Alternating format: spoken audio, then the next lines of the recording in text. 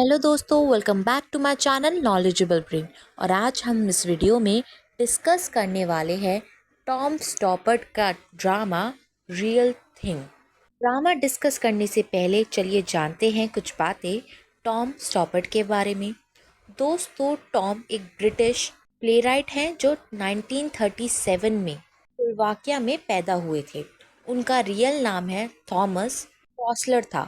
स्टॉपर्ट अपनी शार्प विट, philosophical themes और complex character के लिए मशहूर है। द रियल थिंग उन्होंने 1982 में लिखी थी और ये एक उनकी क्रिटिकली अक्लेम्ड वर्क में से एक है। टॉम काफ़ी वर्सटाइल राइटर हैं और उन्होंने प्लेस, फिल्म्स और नॉवेल्स में अपना नाम बनाया है। दोस्तों, कहानी समझने से पहले ये इम्पोर्टेंट है कि हम इसके कैरेक्टर्स के बारे में कुछ बातें जानें ताकि हमें कहानी अच्छे से समझ में आ जाए। तो चलिए पहले हम जो कहानी के जो मेजर डायरेक्टर्स हैं उनको डिस्कस करते हैं, उसके बाद हम कहानी को समझेंगे। इस कहानी का पहला कैरेक्टर है हेनरी, जो कि इस प्ले का सेंट्रल कैरेक्टर है और एक सक्सेसफुल प्ले राइट है। उसका कैरेक्टर काफ़ी इंटेलेक्चुअल और आर्टिकुलेट है और वो लैंग्वेज और वर्ड्स के ऑब्सेशन में जीता है। हेनरी के लिए राइटिंग एक हाई आर्ट है और वो अपने इमोशन को बहुत केयरफुली क्राफ्टेड और डायलॉग्स के ज़रिए एक्सप्रेस करता है। मतलब वो अपने इमोशंस को अपने वर्ड्स के ज़रिए एक्सप्रेस करता है, अपने काम के ज़रिए एक्सप्रेस करता है। लेकिन आयरनी ये है कि रियल लाइफ में वो अपने रिलेशनशिप्स में डीपली कनेक्टेड और जेन्युइन फील नहीं करता। हेनरी काफ़ी डिटैच है और वो चीज़ों को काफ़ी फैक्ट्स और डिटेल के नज़रिए से प्रोसेस करता है। मतलब कि छोटी छोटी चीज़ों की डिटेल रखता है। पर जैसे जैसे प्ले आगे बढ़ता है, उसके आइडिया ऑफ लव और लॉयल्टी को चैलेंजेस फेस करने पड़ते हैं और वो अपनी इमोशन और रिलेशनशिप को सच में समझने की कोशिश करता है। नेक्स्ट कैरेक्टर है एनी। एनी हेनरी का लव इंटरेस्ट है और वो मैक्स की वाइफ है। मतलब कि एनी ऑलरेडी शादीशुदा है। एनी पॉलिटिकली कमिटेड और पैशनेट वुमेन है। उसको एक दूसरा कैरेक्टर सपोर्ट करता है इस प्ले के अंदर, उसके हस्बैंड के अलावा। एनी आइडियलिस्टिक और इमोशनली ड्रिवन है और वो अपने बिलीफ के लिए स्टैंड लेने से नहीं कतराती। मतलब कि वो एक बोल्ड वुमेन है। एनी का रिलेशनशिप इनिशियली इंटेंस और पैशनेट होता है, पर जैसे ही एनी और हेनरी का रिलेशनशिप सीरियस होता है, सब कुछ बदल जाता है। उनके बीच में पर्सनल और आइडियोलॉजिकल डिफरेंसेस दिखने लगते हैं। एनी अपनी पॉलिटिक्स और बिलीफ में डीपली इन्वेस्टेड है, जो उनके रिलेशनशिप में कॉम्प्लिकेशन क्रिएट करती है। नेक्स्ट कैरेक्टर है चार्लेट, जो कि हेनरी की पहली वाइफ है और एक एक्ट्रेस भी, जो हेनरी के प्ले में रोल करती है। वो काफ़ी सरकास्टिक है, विटी है और थोड़ी सेल्फिश भी है और उसके डायलॉग्स में बिटर ह्यूमर है। मतलब कि वो टोंट मार मार के बातें करती है और हेनरी के साथ उसका कॉम्प्लेक्स पास्ट रिफ्लेक्ट होता है। चार्लेट हेनरी के साथ इमोशनली डिस्टेंट फील करती है और उनके बीच काफ़ी डिफरेंसेस हैं। वो अपने रिलेशनशिप में थोड़ी डिटैच है और इसके अलावा वो थोड़ी प्रैक्टिकल भी है और उसका कैरेक्टर प्ले के थीम को और डेप्थ और रियलिज्म देता है। नेक्स्ट कैरेक्टर है मैक्स। मैक्स एनी का हस्बैंड है और इनिशियली काफ़ी नाइफ और इमोशनल है। वो अपने और एनी के रिलेशनशिप को हैप्पीली मैरिड कपल के रूप में देखता है, लेकिन एनी ऐसा नहीं देखती। पर जब उसे एनी के अफेयर का पता चलता है तो वो टूट जाता है। मैक्स का कैरेक्टर काफ़ी सेंसिटिव है और जब एनी उसको धोखा देती है तो वो इमोशनली पूरी तरह से टूट जाता है। हेनरी के प्ले में भी मैक्स का एक रोल होता है। मतलब कि हेनरी के प्ले में मैक्स भी काम करता है और उसका जर्नी धोखे को और दिल टूटने को हाईलाइट करता है इस ड्रामा के अंदर। नेक्स्ट कैरेक्टर है ब्रॉडी। दोस्तों, ब्रॉडी एक सोल्जर है जो प्रोटेस्ट के दौरान वायलेंट एक्ट में इन्वॉल्व होता है। उसका कैरेक्टर हेनरी और एनी के बीच के कॉन्फ्लिक्ट क्रिएट करता है, क्योंकि एनी उसके कॉज को सपोर्ट करती है और हेनरी से एक्सपेक्ट करती है कि वो भी उसके लिए लिखे। ब्रॉडी का कैरेक्टर पॉलिटिकल और मॉरल क्वेश्चन को रिप्रेजेंट करता है और इसके through Stoppard complex political issues personal belief के बीच का जो क्लैश है उसको एक्सप्लोर करते हैं इस ड्रामा के अंदर। और ब्रॉडी एनी को काफ़ी ज़्यादा सपोर्ट भी करता है। दोस्तों, इस ड्रामा का जो थीम है वो रिप्रेजेंट करता है प्यार को, धोखे को, इमोशनल सच्चाई को और लॉयल्टी को। आई होप आपको कैरेक्टर्स के बारे में थोड़ा बहुत तो समझ में आ गया होगा। अगर आपको कैरेक्टर्स का पूरा एनालिस्ट चाहिए तो प्लीज़ हमें कमेंट सेक्शन में लिख के ज़रूर बताइएगा। और इसके अलावा अगर आपको कोई और इंग्लिश लिटरेचर में वीडियो चाहिए तो वो भी आप हमें सजेस्ट कर सकते हैं। और हमारे चैनल को सब्सक्राइब करना ना भूलिएगा ताकि आपकी कोई भी वीडियो मिस ना हो। चलिए दोस्तों, अब इस कहानी की बात करते हैं। कहानी को शुरुआत से समझते हैं।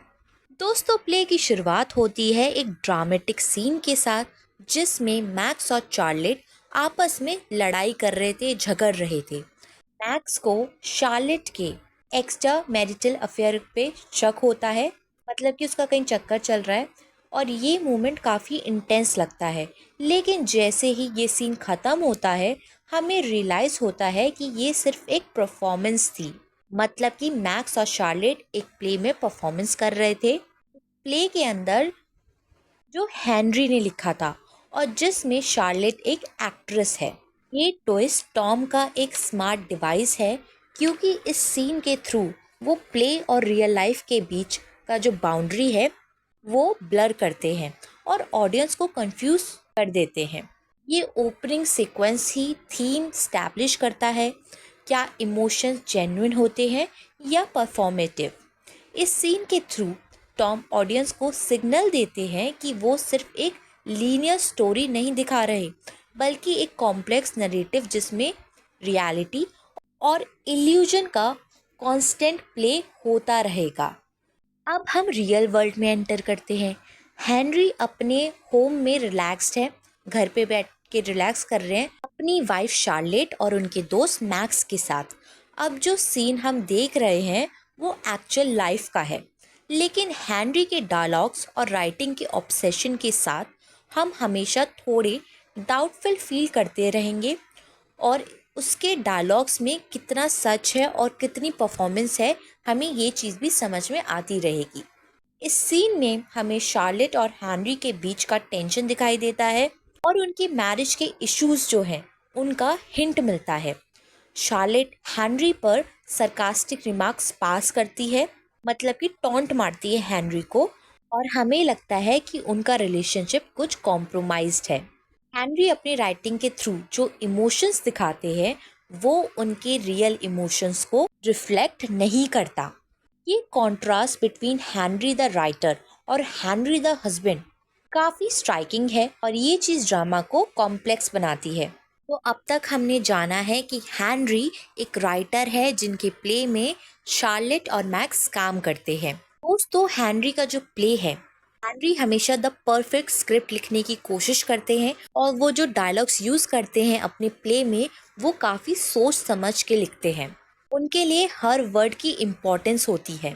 लेकिन आयरनी ये है कि अपनी एक्चुअल लाइफ में वो इमोशंस को ऑथेंटिकली फील नहीं कर पाते क्योंकि वो उसके वर्ड्स के ट्रैप में अटक जाते हैं। इन शॉर्ट, जितने अच्छे से वो प्ले में डायलॉग्स लिखते हैं, अपने इमोशंस को एक्सप्रेस करते हैं, उतने अच्छे से वो रियल लाइफ में अपने इमोशंस को एक्सप्रेस नहीं कर पाते। अब कहानी में एक ट्विस्ट आता है। एनी और हेनरी का अफेयर चल रहा है। अब तक हमें लगता था कि मैक्स और एनी हैप्पीली मैरिड है, लेकिन अब पता चलता है कि एनी हेनरी के साथ इमोशनल और रोमांटिक कनेक्शन शेयर करती है। दोस्तों, ड्रामा की इस प्ले की आयरनी तो देखो कि हेनरी अपने प्ले में मैक्स और शार्लेट के अफेयर के बारे में दिखाता है, लेकिन एक्चुअल में वो मैक्स की बीवी के साथ अफेयर कर रहा होता है, अपनी खुद की बीवी शार्लेट को धोखा दे रहा होता है। ये रिवील ऑडियंस के लिए एक शॉकिंग मोमेंट है और साथ ही मैक्स के लिए भी, क्योंकि उसके लिए एनी का अफेयर एक अनएक्सपेक्टेड बिट्रियल था। उसने कभी उम्मीद नहीं करी थी कि उसकी बीवी उसको धोखा देगी, लेकिन अब ये सच जो है वो सबके सामने बाहर आ गया है। इस सीन में टॉम एक और थीम इंट्रोड्यूस करते हैं जो कि है धोखे और विश्वास का। मैक्स काफ़ी ज़्यादा दुखी हो जाता है और एनी से समझना चाहता है कि उसने उसके साथ ऐसे चीटिंग क्यों की, क्यों धोखा दिया उसको। शार्लेट का रिएक्शन काफ़ी कॉम्प्लेक्स है। वो हेनरी से हर्ट है और डिसअपॉइंटेड भी, लेकिन वो इस बिट्रियल को, इस धोखे को थोड़ा डिटैच और सरकास्टिक वे में हैंडल करती है। जहाँ एक तरफ मैक्स इतना परेशान है कि मेरी बीवी ने धोखा दे दिया, वहीं पे शार्लेट इस चीज़ को मजाक में करने की कोशिश करती है, थोड़ा ऐसा बिहेव करती है जैसे उसे अपने पति से प्यार ही नहीं है। टॉम यहाँ पर हमें ओके के डिफरेंट पर्सपेक्टिव को दिखाते हैं, मैक्स का इमोशनल रिएक्शन और शार्लेट का कोल्ड और डिटैच रिएक्शन, जो कि इस प्ले को काफ़ी ज़्यादा इंटरेस्टिंग बनाता है। अब स्टोरी एक नए फेस में एंटर करती है जिसमें हेनरी और एनी अपने पार्टनर्स को ऑफिशियली छोड़ के एक दूसरे के साथ रिलेशनशिप में आ गए हैं, लेकिन जैसे वो एक्सपेक्ट कर रहे थे उनका नया रिलेशन परफेक्ट नहीं है। ये रियलाइजेशन हेनरी और एनी के लिए थोड़ा शॉकिंग और डिसअपॉइंटिंग है, क्योंकि जब वो अफेयर में थे तो उनका रिलेशनशिप एक्साइटिंग था, पैशनेट था, लेकिन अब जब वो ऑफिशियल रिलेशनशिप में है तो वो अपनी मैरिज और इमोशन को हैंडल नहीं कर पा रहे, उससे स्ट्रगल कर रहे हैं। हेनरी का प्रॉब्लम ये है कि वो राइटिंग और रियल लाइफ को एक ही लेंस से देखने की कोशिश करता है। एक तरफ जहाँ वो प्ले में जो डायलॉग्स लिखता है, जो उसके आइडियाज़ होते हैं, वो वेल कंस्ट्रक्टेड होते हैं, लेकिन दूसरी तरफ जो एनी के साथ उसकी रिलेशनशिप है उसमें वो इमोशनल कनेक्शन को फील नहीं कर पा रहा। और एनी भी उससे फ्रस्ट्रेटेड है क्योंकि वो चाहती है कि हैनरी उसके कॉज को सपोर्ट करे, लेकिन हैनरी अपने वर्ल्ड और उसके आइडियाज़ में ट्रैप्ड है। अब अगले सीन में हैनरी और एनी के बीच में ब्रॉडी का टॉपिक आ जाता है।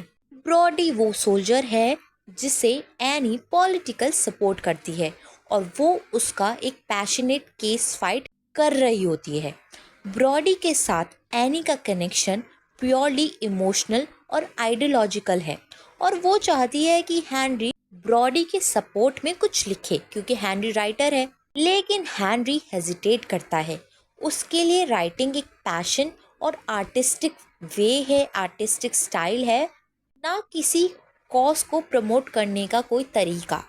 जो उसकी राइटिंग है वो अपने शौक के लिए करता है, किसी चीज़ को प्रमोट करने के लिए नहीं। यहाँ पर स्टॉर्म पॉलिटिकल इंगेज्ड और क्रिएटिवली डिटैच कैरेक्टर के बीच का डिफरेंस दिखाने की कोशिश कर रहे हैं। एनी के लिए ब्रॉडी का कॉज काफ़ी ज़्यादा मीनिंगफुल है, पर हेनरी के लिए उसका राइटिंग पर्सनल और इंटीमेट है। ये डिफरेंसेस इनके रिलेशनशिप में और ज़्यादा स्ट्रगल क्रिएट कर देते हैं और इनके बीच में लड़ाइयाँ होने लगती हैं, कन्फ्लिक्ट बढ़ जाते हैं और इनकी रिलेशनशिप काफ़ी ज़्यादा कॉम्प्लेक्स बन जाती है।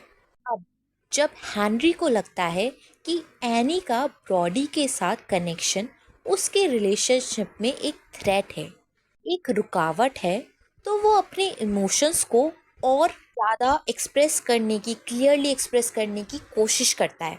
क्योंकि हमने कहानी की शुरुआत में जाना था कि हेनरी अपनी राइटिंग में तो एक्सप्रेस कर पाता है अपने आइडियाज़ को, अपने इमोशंस को, लेकिन रियल लाइफ में वो ऐसा नहीं कर पाता। लेकिन अब वो कोशिश कर रहा है क्योंकि उसको लगता है कि ब्रॉडी उन दोनों के रिलेशनशिप के बीच में, हेनरी और एनी के रिलेशनशिप के बीच में एक रुकावट बन रहा है।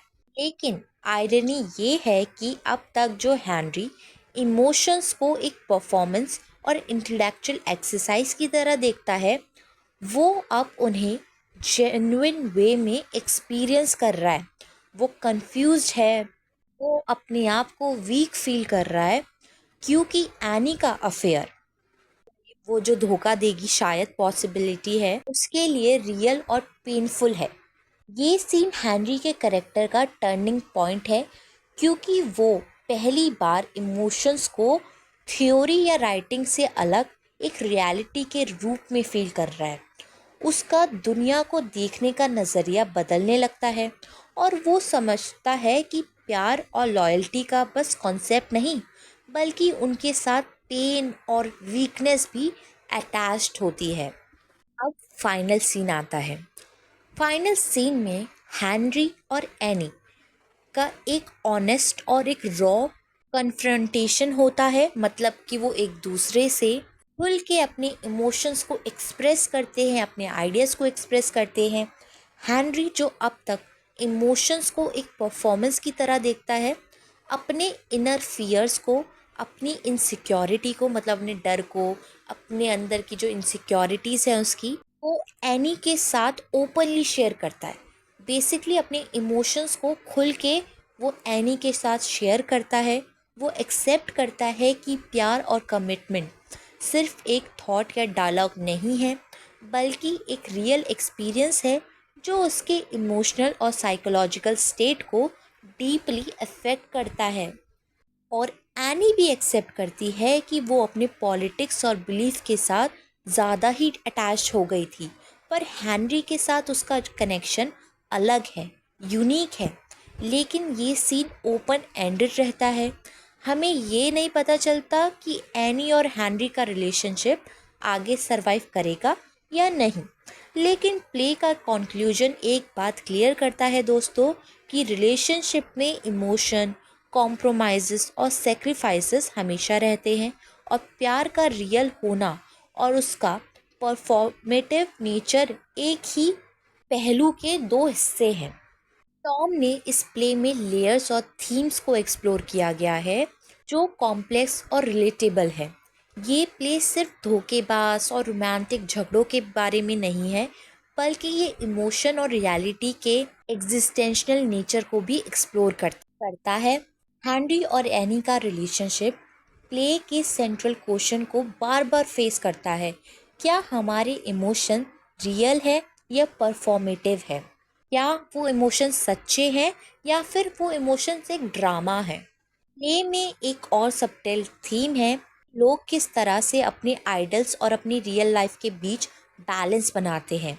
एनी अपने पॉलिटिकल आइडल्स में डीपली इन्वेस्टेड थी और वो ब्रॉडी को सपोर्ट करते हुए एक मॉरल स्टैंड लेना चाहती थी। लेकिन हेनरी के लिए उसका आर्ट उसके पर्सनल बिलीफ और चॉइसेस के बीच नहीं आता। ये डिफरेंसेस इनके बीच टेंशन क्रिएट करता है। हेनरी की जर्नी काफ़ी ज़्यादा इंटरेस्टिंग है, काफ़ी ज़्यादा लेयर से भरी हुई है, क्योंकि वो पहली बार रियलाइज़ करता है कि इमोशन को बस डायलॉग्स और लैंग्वेज में नहीं डिफ़ाइन किया जा सकता।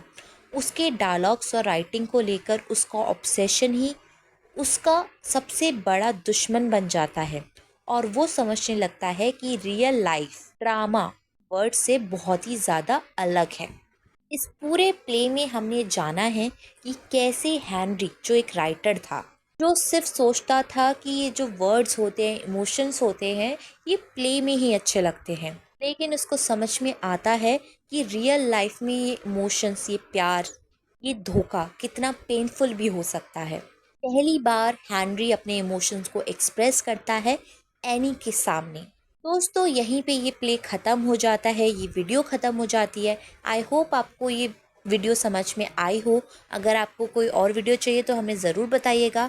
आज के लिए बस इतना ही। Thank you for watching this video and don't forget to like, share and subscribe our channel.